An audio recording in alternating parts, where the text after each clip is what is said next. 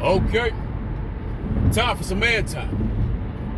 Hey, D.O. Hughley, let me ask you a question.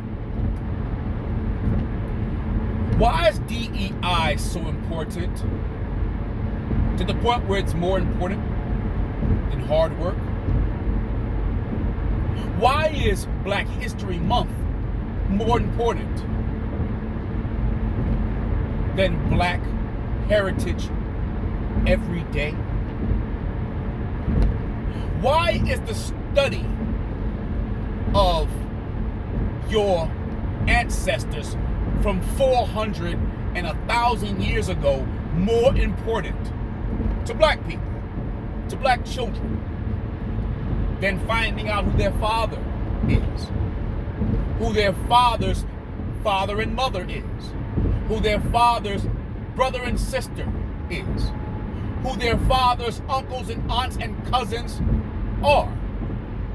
Why is learning about kings and queens and slaves more important than learning about the lineage of you? Why is it more necessary to go back hundreds or thousands of years than it is to go back a few decades, a decade, a couple decades, so that you can see where your life, where your heritage took a turn? I ask you this because I've noticed over the years, over the past 40 years, since you got on the scene as a Black comic, that your stick started with the pro-Black shit. And that pro-Black stick still never left you, which means you never grew up. You've never evolved. And it's easy to never evolve, or have you? Have you evolved, but you've learned to make a living out of appealing to poor Blacks? You see, I don't mean poor by what you have in your pocket. I mean poor by what you have in your mind. I don't mean poor about what you have in your bank account or what you have in your possessions. I mean poor based off of your experience. For some strange reason, you love poor Black people, but you ain't poor. Your experience supersedes most of the people that you talk about or talk to about the people who don't have what you have, which keeps people who listen to you inspired to be poor or impoverished. You see, there are two types of people that racist or racism affects, or that feel that shit, and that's poor people and poor people advocates.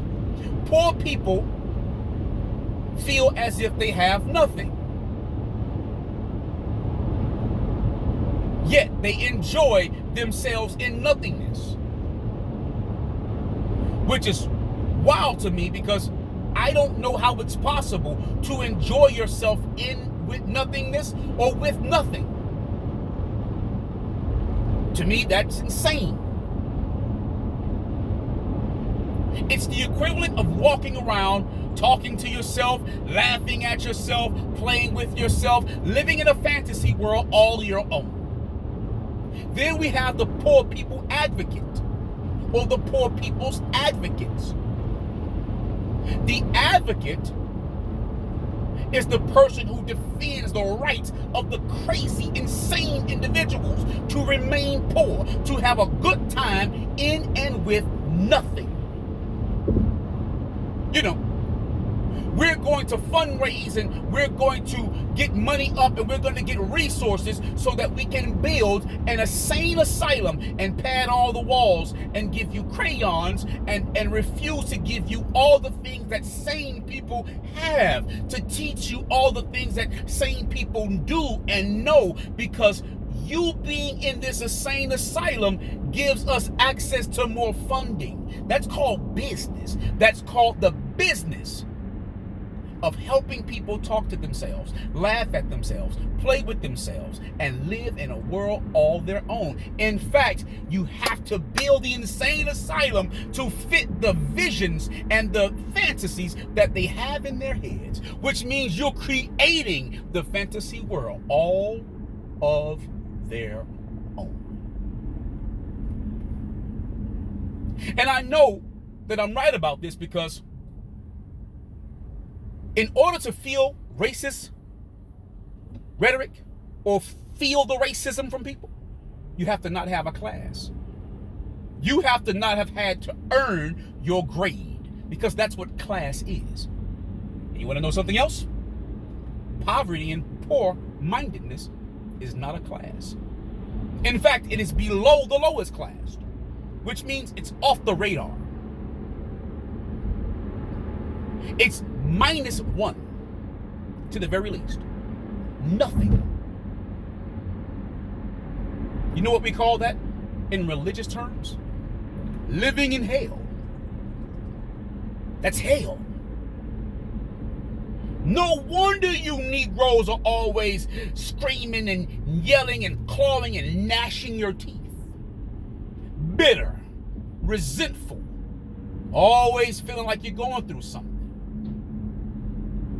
But that's a perception, because you're confusing perception with perspective. Tell you what I mean. I'll give you a story.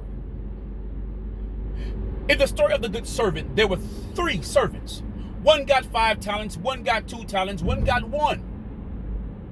The master was going off into another land, another country, to do the same thing in that country that he was doing there at home. The servant with 5 talents did what the master had taught and gained 5 more.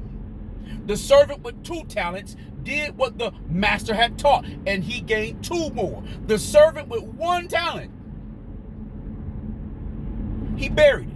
And when the master came back and they delivered what they had gained, the one with 1 talent said, "Master, I know you're a hard man. You don't like to work for yourself. You like everybody else to do your work for you." You know, he saw racism. But the other servants flipped their money. You know, like you probably used to do when you were gangbanging and selling dope. Yeah. You know how you took that same motto into comedy and built a life for yourself? Yeah. You know how you took that into radio and built a bigger life for yourself? Yeah. That. So you don't live based on racism and racists, but you want your audience to. You want your audience to have 1 talent and to bury it. And to believe that their master, their employers, their fathers even, but not their ancestors, are hard, surly, mean, and don't want to do nothing for themselves, versus seeing the lesson so that you can upgrade, you can be promoted, you can be a good servant. Probably because you don't want to serve is why you don't elevate. Because you have to know how to serve in order to be a good master, to get other people to serve you. But what do I know? Maybe I'm just a former insane asylum resident who found his mind. Anyway, like, comment, share, and subscribe. Let's see how this Negro was always panhandling and keeping people out of their right mind, versus telling them something positive so that they can learn to gain and have what he has. And until that time, man time.